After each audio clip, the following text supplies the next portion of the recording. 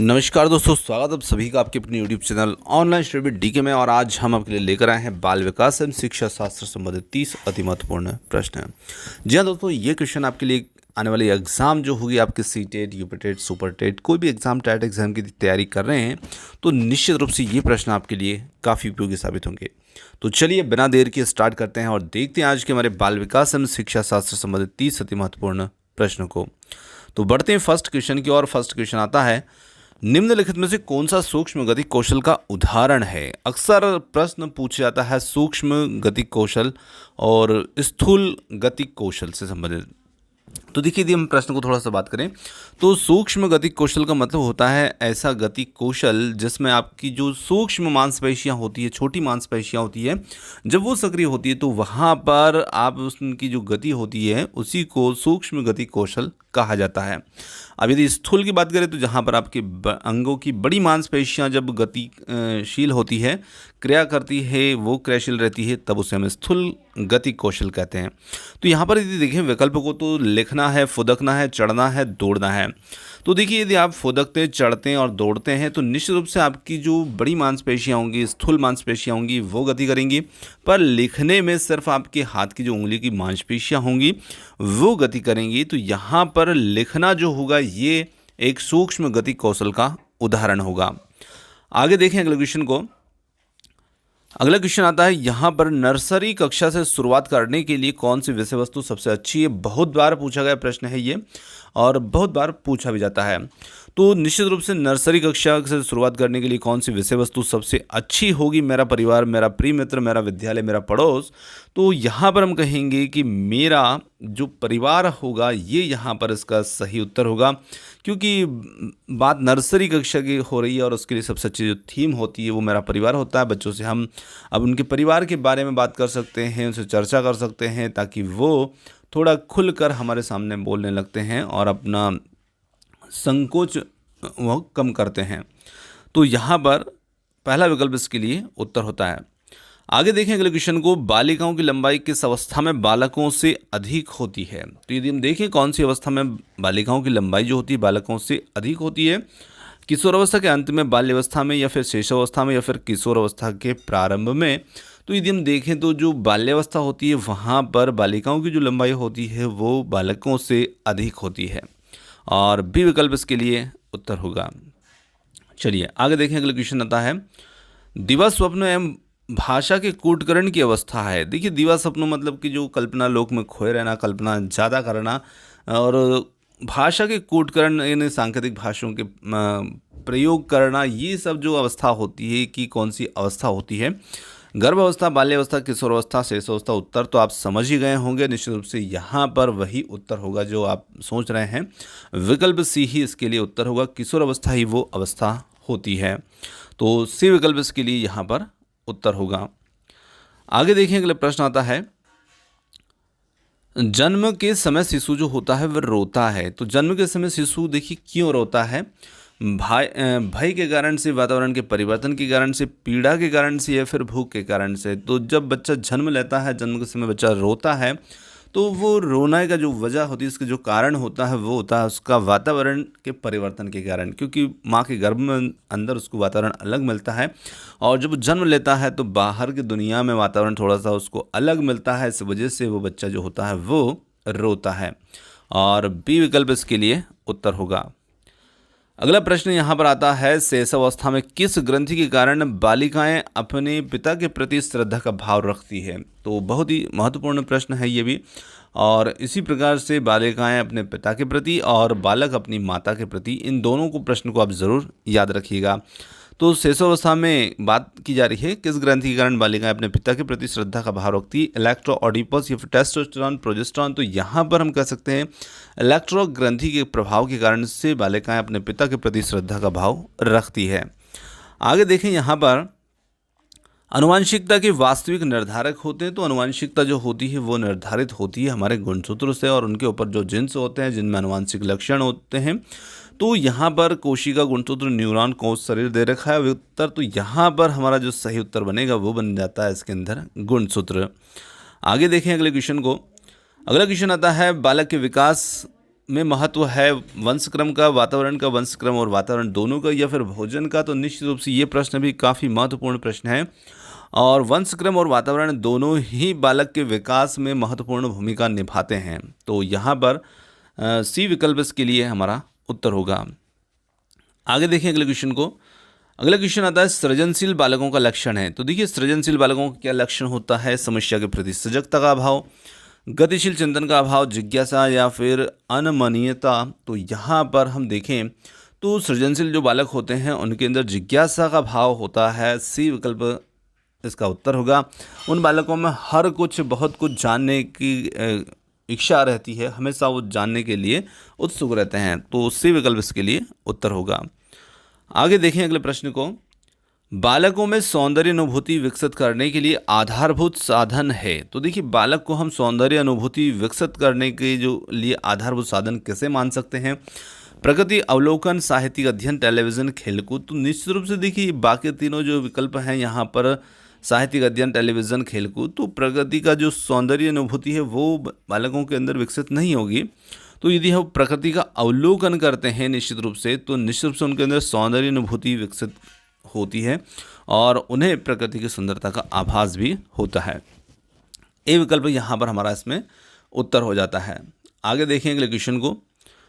अगला क्वेश्चन आता है आत्मगौरव की भावना सर्वाधिक पाई जाती है। तो आत्मगौरव की जो भावना होती है, मतलब एक आत्म स्वाभिमान भी हम कह सकते हैं उसको, ज़्यादातर आत्मगौरव की भावना जो होती है वो किस अवस्था में होती है?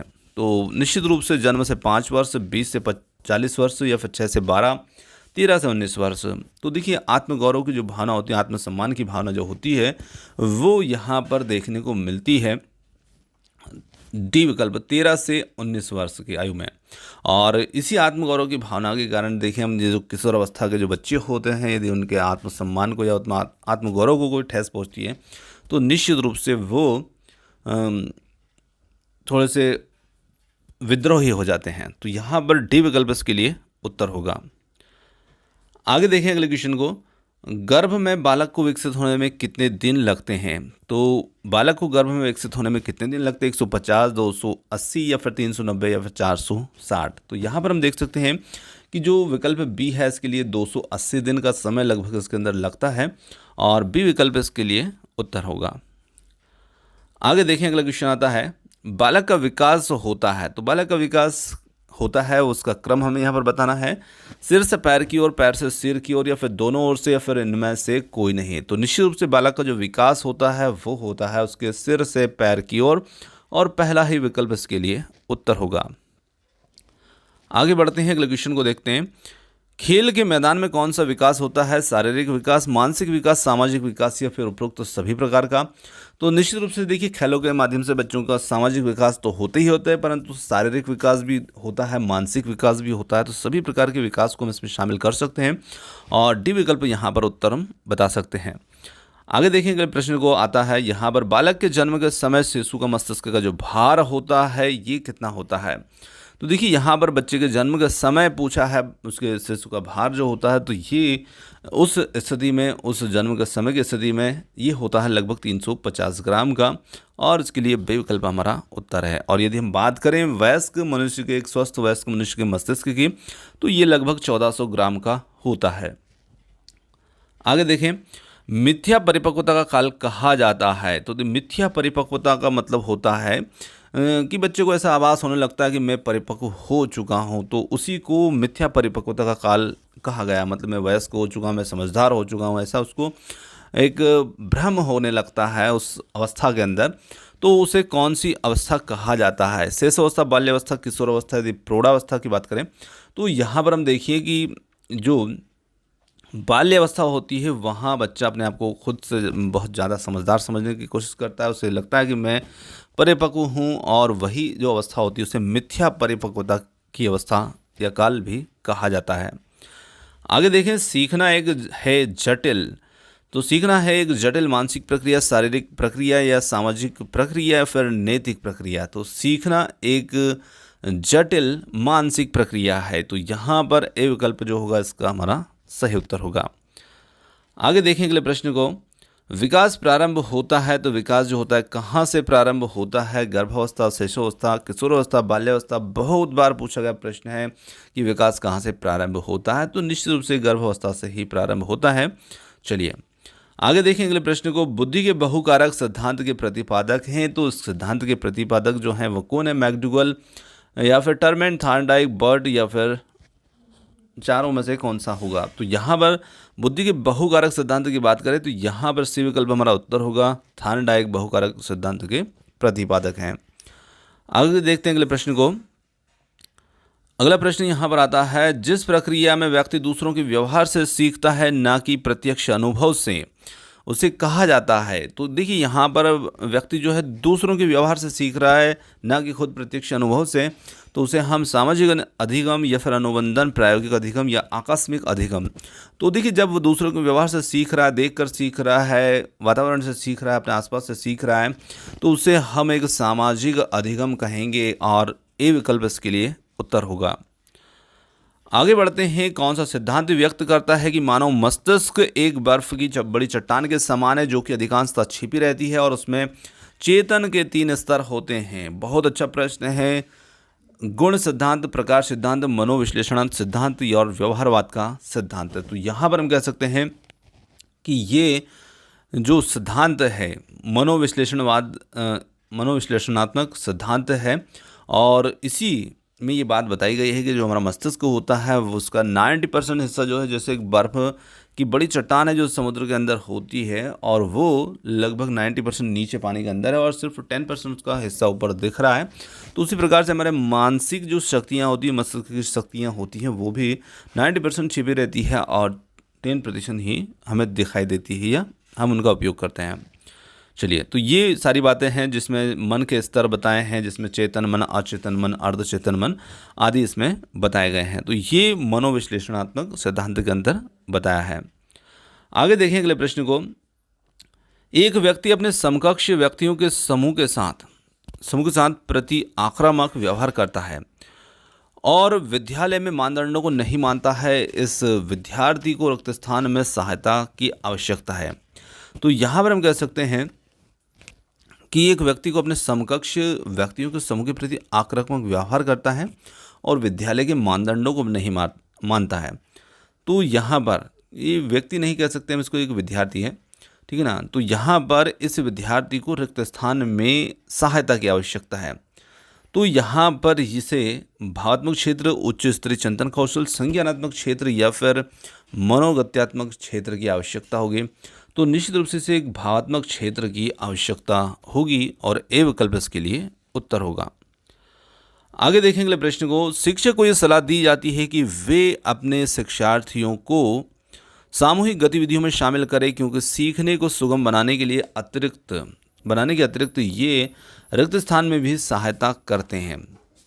तो शिक्षक को जब सलाह दी जा रही है कि वो अपने शिक्षार्थियों को सामूहिक गतिविधियों में शामिल करें, तो निश्चित रूप से ये रिक्त स्थान में भी सहायता करेंगे। दुश्चिंता, सामाजिकरण, मूल्य द्वंद्व या फिर आक्रामकता, तो निश्चित रूप से ये सामाजिकरण में भी सहायता करेंगे क्योंकि बच्चों को हम समूह के अंदर बता रहे हैं, गतिविधियों में शामिल कर रहे हैं, तो सामाजिकता में भी विकास करेगी। आगे देखें अगले प्रश्न को। निम्नलिखित में से रिक्त स्थान के अतिरिक्त सभी वातावरणीय कारक विकास को आकार देते हैं। तो यहाँ पर निम्नलिखित में से रिक्त स्थान के अतिरिक्त वातावरणीय कारक विकास को आकार देते हैं। पौष्टिक गुणवत्ता, संस्कृति, शिक्षा की गुणवत्ता, शारीरिक गठन। तो यहाँ पर यदि हम देखें तो ये एक को छोड़ कर के बाकी सभी जो हैं वातावरणीय कारक विकास को आकार देते हैं। तो यहाँ पर शारीरिक गठन के अतिरिक्त डी विकल्प इसके लिए उत्तर होगा। आगे देखें। एक अच्छी पाठ्यपुस्तक बचाती है लैंगिक समानता, सामाजिक उत्तरदायित्व, लैंगिक पूर्वाग्रह या फिर लैंगिक संवेदनशीलता। तो निश्चित रूप से एक अच्छी पाठ्यपुस्तक जो होती है वो लैंगिक पूर्वाग्रह से बचाती है और सी विकल्प इसके लिए उत्तर होगा। आगे बढ़ते हैं अगले प्रश्न की ओर। किसी बालक के मानसिक रूप से अस्वस्थ होने का कारण है, तो उसका कारण क्या हो सकता है? परिवार का वातावरण, कक्षा का वातावरण, पास पड़ोस का वातावरण या फिर उपरोक्त सभी। तो निश्चित रूप से एक बालक को मानसिक रूप से अस्वस्थ होने में ये सभी कारण जो होते हैं जिम्मेदार होते हैं, ये सभी प्रकार के वातावरण जिम्मेदार होते हैं और डी विकल्प ही इसके लिए हमारा उत्तर होगा। आगे बढ़ते हैं। बालक में अपराधी प्रवृत्ति के विकसित होने का मुख्य कारण है। तो बालक में अपराधी प्रवृत्ति के विकसित होने का मुख्य कारण क्या हो सकता है? परिवार के वातावरण की बात करें या फिर अनुशासनहीनता के आर्थिक अभाव या दोषपूर्ण पाठ्यक्रम, तो निश्चित रूप से परिवार का वातावरण जो होगा वो सबसे ज़्यादा जिम्मेदार होगा बालक की अपराधी प्रवृत्ति के विकसित होने के लिए, और ए विकल्प इसका उत्तर होगा।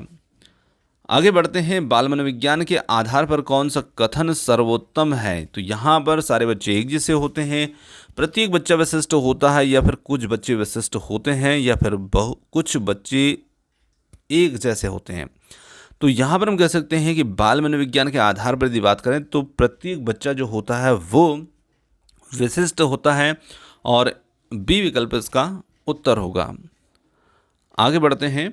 समाजीकरण वह प्रक्रिया है जिसमें बच्चे और वयस्क सीखते हैं, परिवार से, विद्यालय से, साथियों से, इन सभी से। तो देखिए, समाजीकरण की बात हो रही तो निश्चित रूप से यहाँ पर बच्चे और वयस्क जो हैं वो निश्चित रूप से सीखते हैं इन सभी से, जिसमें परिवार भी शामिल होता है, विद्यालय और साथी सब कुछ इसमें शामिल होते हैं। आगे देखें अगले क्वेश्चन को। अगला क्वेश्चन आता है यहाँ पर, विद्यालयी क्षेत्र में रचनात्मक निर्धारकों को जानने के लिए इनमें से कौन सा उपगम नहीं है? वार्तालाप कौशल, बहुविकल्पी प्रश्न, या फिर परियोजना कार्य, या फिर मौखिक प्रश्न। तो यहाँ पर देखिए, हम रचनात्मक निर्धारकों को जानने का प्रयास कर रहे हैं, और इसके लिए जो उपागम उपयुक्त नहीं होगा उसे हमें देखना होगा। तो यहाँ पर यदि हम बहुविकल्पी प्रश्न को देखें तो ये रचनात्मक निर्धारकों को जानने के लिए उपागम नहीं है, और बी विकल्प इसके लिए यहाँ पर हमारा उत्तर होगा। चलिए, तो दोस्तों यहाँ पर आज के हमारे जो बाल विकास एवं शिक्षा शास्त्र संबंधित 30 अति महत्वपूर्ण प्रश्न थे ये समाप्त होते हैं। और क्वेश्चन आपको कैसे लगे कमेंट्स करके जरूर बताइएगा। वीडियो पसंद आया तो वीडियो को लाइक, शेयर और चैनल को सब्सक्राइब करना मत भूलिएगा। आपने जो समय दिया उसके लिए बहुत बहुत धन्यवाद। थैंक्स फॉर वॉचिंग, और मिलते हैं जल्द ही एक और नए किसी वीडियो के साथ। धन्यवाद।